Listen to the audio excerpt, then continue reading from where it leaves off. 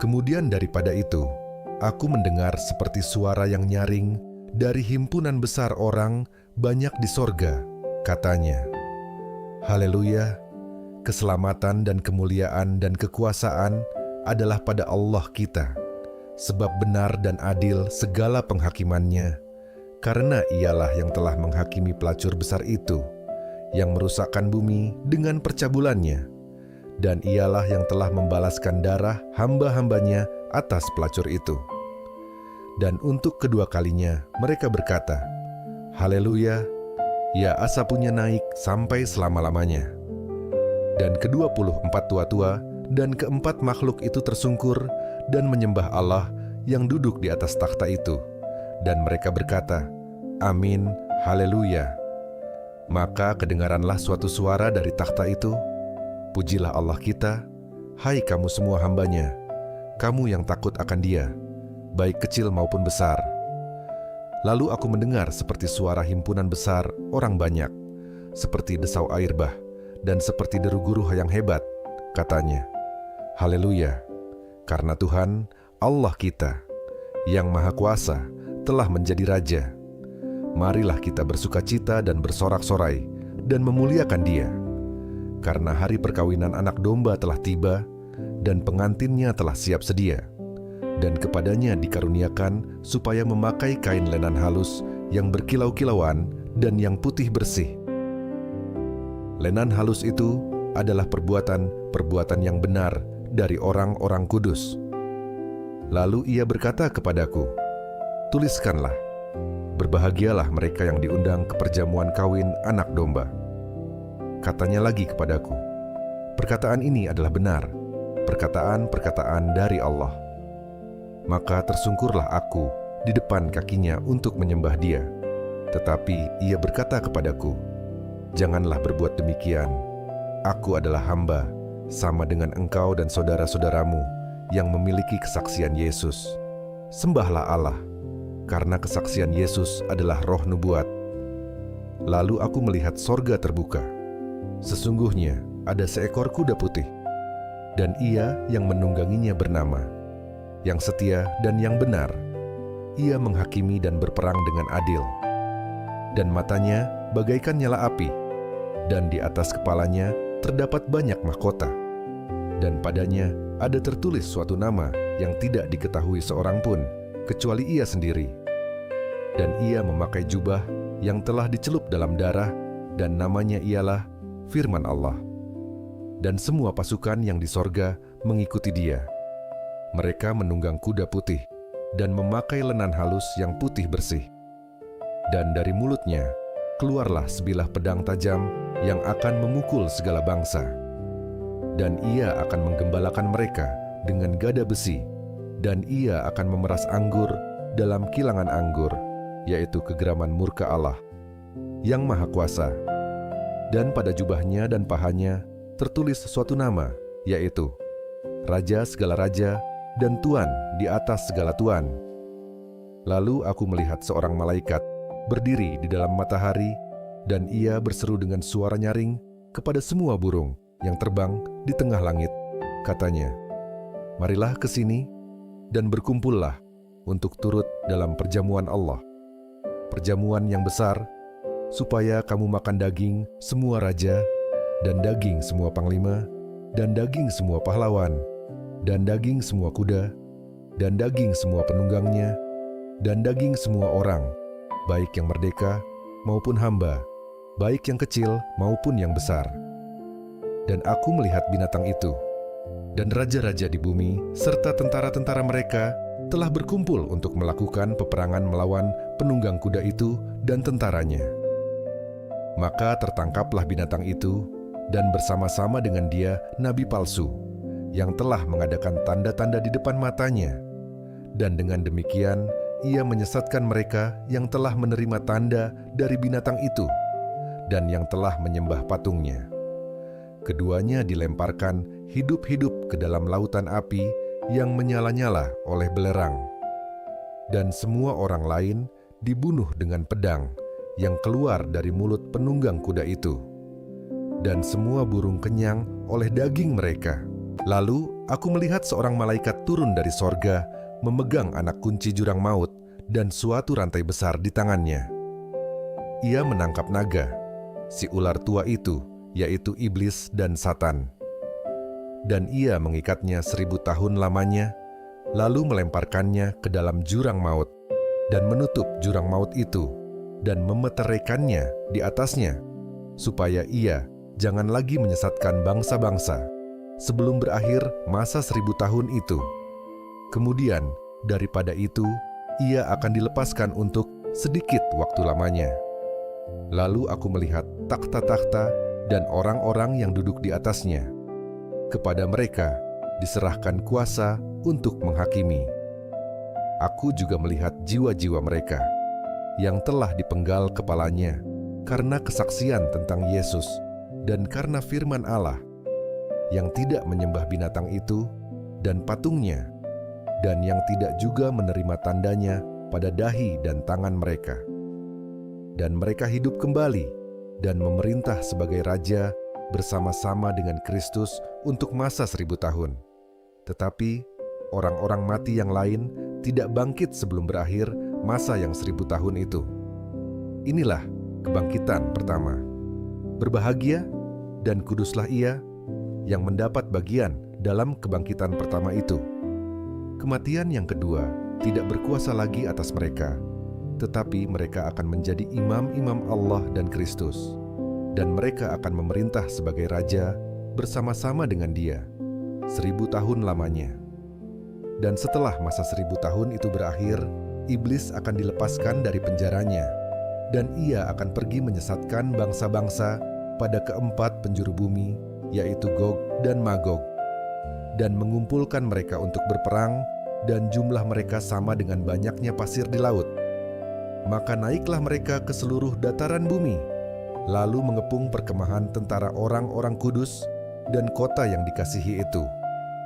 Tetapi dari langit turunlah api menghanguskan mereka, dan iblis yang menyesatkan mereka dilemparkan ke dalam lautan api dan belerang, yaitu tempat binatang dan nabi palsu itu, dan mereka disiksa siang malam sampai selama-lamanya.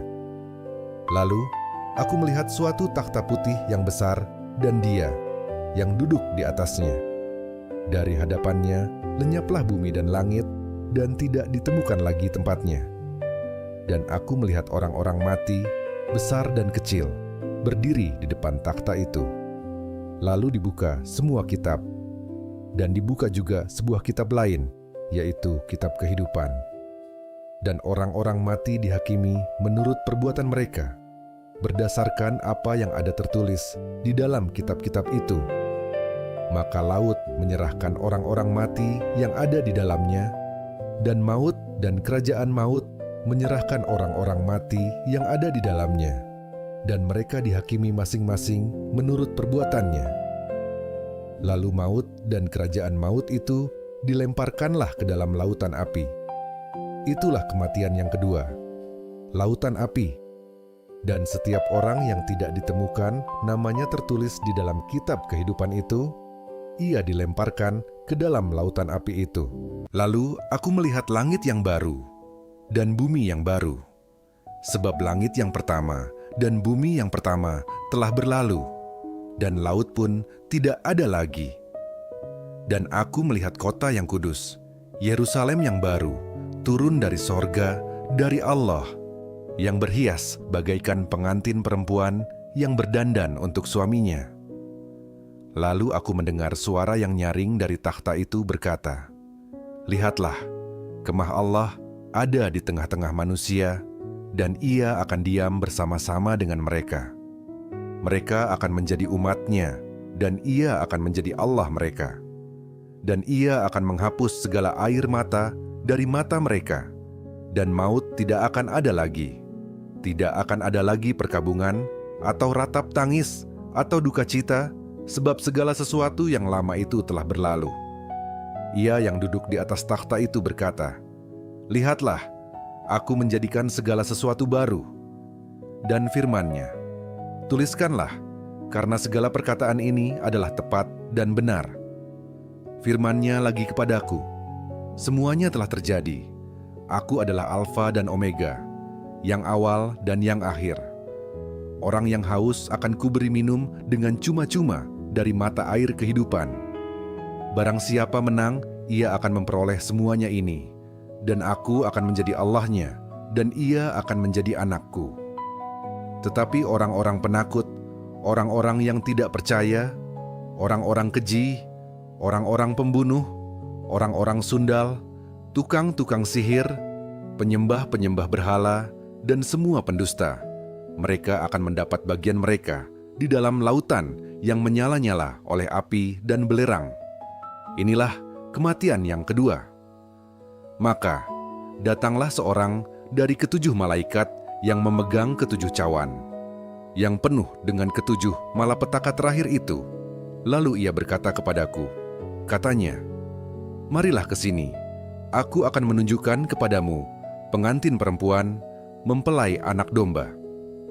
Lalu, di dalam roh ia membawa aku ke atas sebuah gunung yang besar lagi tinggi, dan ia menunjukkan kepadaku kota yang kudus itu, Yerusalem, turun dari sorga, dari Allah.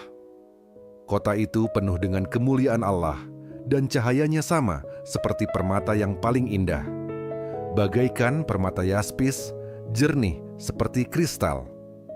Dan temboknya besar lagi, tinggi, dan pintu gerbangnya 12 buah. Dan di atas pintu-pintu gerbang itu ada 12 malaikat, dan di atasnya tertulis nama ke-12 suku Israel. Di sebelah timur terdapat 3 pintu gerbang, dan di sebelah utara 3 pintu gerbang, dan di sebelah selatan 3 pintu gerbang, dan di sebelah barat 3 pintu gerbang. Dan tembok kota itu mempunyai 12 batu dasar, dan di atasnya tertulis ke-12 nama ke-12 rasul anak domba itu. Dan ia, yang berkata-kata dengan aku, mempunyai suatu tongkat pengukur dari emas untuk mengukur kota itu, serta pintu-pintu gerbangnya dan temboknya. Kota itu bentuknya 4 persegi, panjangnya sama dengan lebarnya. Dan ia mengukur kota itu dengan tongkat itu, 12.000 stadia, panjangnya dan lebarnya dan tingginya sama. Lalu ia mengukur temboknya, 144 hasta, menurut ukuran manusia, yang adalah juga ukuran malaikat. Tembok itu terbuat dari permata yaspis, dan kota itu sendiri dari emas tulen, bagaikan kaca murni. Dan dasar-dasar tembok kota itu dihiasi dengan segala jenis permata. Dasar yang pertama, batu yaspis. Dasar yang kedua, batu nilam. Dasar yang ketiga, batu mirah. Dasar yang keempat, batu zamrud. Dasar yang kelima, batu unam. Dasar yang keenam, batu sardis. Dasar yang ketujuh, batu ratna, cempaka. Yang kedelapan, batu beril. Yang kesembilan, batu krisolit. Yang kesepuluh, batu krisopras. Yang kesebelas, batu lazuardi. Dan yang ke-12, batu kecubung. Dan ke-12 pintu gerbang itu adalah 12 mutiara. Setiap pintu gerbang terdiri dari 1 mutiara. Dan jalan-jalan kota itu dari emas murni bagaikan kaca bening. Dan aku tidak melihat bait suci di dalamnya, sebab Allah, Tuhan yang Maha Kuasa, adalah bait sucinya. Demikian juga anak domba itu. Dan kota itu tidak memerlukan matahari dan bulan untuk menyinarinya, sebab kemuliaan Allah meneranginya, dan anak domba itu adalah lampunya. Dan bangsa-bangsa akan berjalan di dalam cahayanya, dan raja-raja di bumi membawa kekayaan mereka kepadanya. Dan pintu-pintu gerbangnya tidak akan ditutup pada siang hari, sebab malam tidak akan ada lagi di sana. Dan kekayaan dan hormat bangsa-bangsa akan dibawa kepadanya. Tetapi tidak akan masuk ke dalamnya sesuatu yang najis, atau orang yang melakukan kekejian atau dusta, tetapi hanya mereka yang namanya tertulis di dalam kitab kehidupan anak domba itu.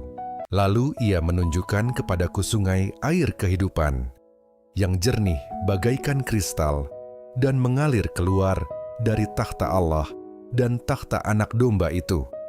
Di tengah-tengah jalan kota itu, yaitu di seberang menyeberang sungai itu, ada pohon-pohon kehidupan yang berbuah 12 kali, tiap-tiap bulan sekali. Dan daun pohon-pohon itu dipakai untuk menyembuhkan bangsa-bangsa. Maka tidak akan ada lagi laknat. Takhta Allah dan takhta Anak Domba akan ada di dalamnya, dan hamba-hambanya akan beribadah kepadanya. Dan mereka akan melihat wajahnya, dan namanya akan tertulis di dahi mereka.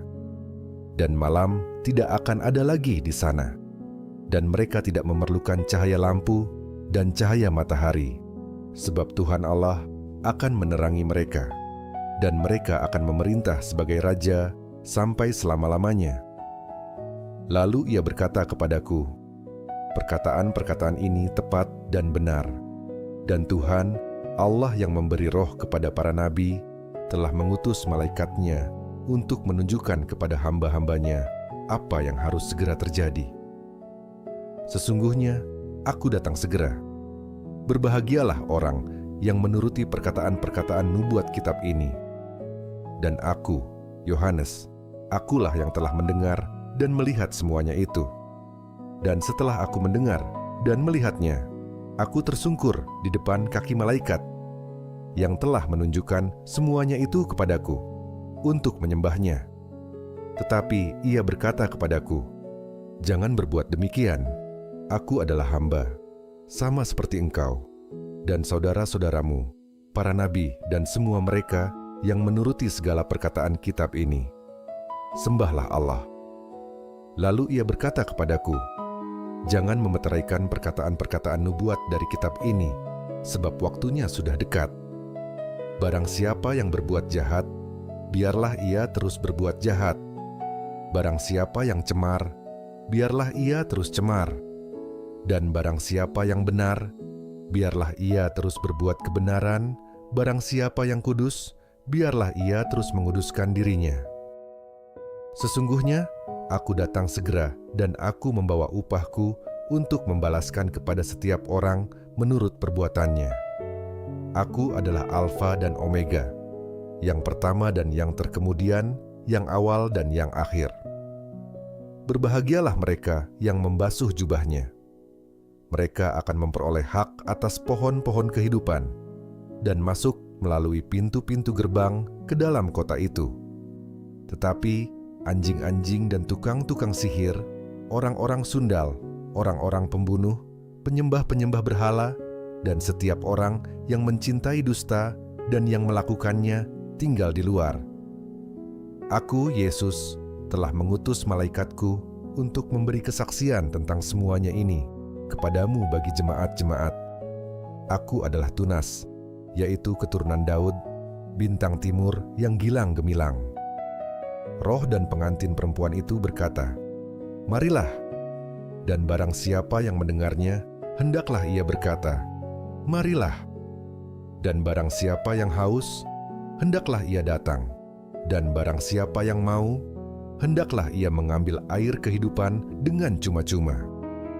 Aku bersaksi kepada setiap orang yang mendengar perkataan-perkataan nubuat dari kitab ini. Jika seorang menambahkan sesuatu kepada perkataan-perkataan ini, maka Allah akan menambahkan kepadanya malapetaka-malapetaka yang tertulis di dalam kitab ini. Dan jikalau seorang mengurangkan sesuatu dari perkataan-perkataan dari kitab nubuat ini, maka Allah akan mengambil bagiannya dari pohon kehidupan dan dari kota kudus, seperti yang tertulis di dalam kitab ini. Ia yang memberi kesaksian tentang semuanya ini berfirman, "Ya, aku datang segera. Amin. Datanglah, Tuhan Yesus.